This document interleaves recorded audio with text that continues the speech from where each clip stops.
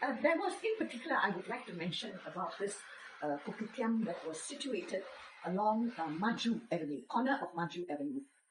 There was this Thai lady who had a stall there, and she sold mee siam, a local mee siam, very good stuff, and it was usually patronized by the bus drivers and the conductors who used to stop at the circle for their coffee break. Now, this mee siam lady, she had a pet monkey, which was tied to the big tree, but it was tied with a long string, and the monkey used to scamper up and down the tree. And the quaint thing was, the bus drivers regarded it as their mascot, and they used to feed it.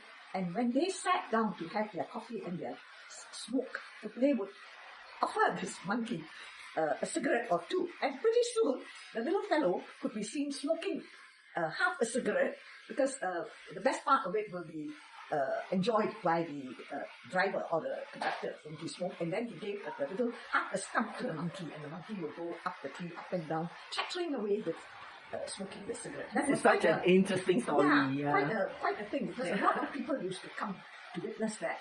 And there was a couple of provision shops there, which I would like to mention. We used to patronize Chua Sing, King, which was facing Kensington Road, Kensington Park. And there too, we were such a familiar figure. I forget his name, but the owner of the shop once came, because we gave him some rambutans from our house. And he came here to do some marketing and of my rambutan tree, and he took it. Apparently, he had a house somewhere in the countryside. Maybe he had a farm or two, I do not know. And he went and planted it there.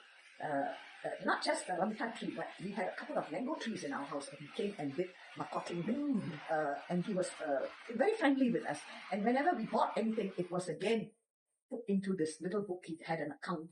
And later on, they kind of like the King and Chua Sing King, they kind of like became one family. That is a totally different story. But it was there was a lot of romance in the air and all that sort of thing. And there was this alley that separated the two buildings. And I guess that's where all the romance took place. And this alley used to have the bucket system. At which point, I'm not sure, because when I moved into my house in 1963, all the facilities were there. So I do not know when and why the shop houses were built with this bucket system, because they had that opening where the night soil carriers used to come to remove the waste. Another person I would like to mention would be George. George was a traveling barber who used to come to our house and cut all the guys' hair. My father-in-law, my husband, and I had two sons.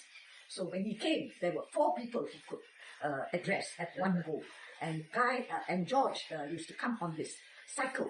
And I remember him dressed all in white, and he spoke very good English, very knowledgeable person, chatty. He had something to chat with both the young and the old. And later on, he secured a stall a food stall in the market, and he sold chalk. And all his former customers who he tipped their hair for were now his loyal chalk customers.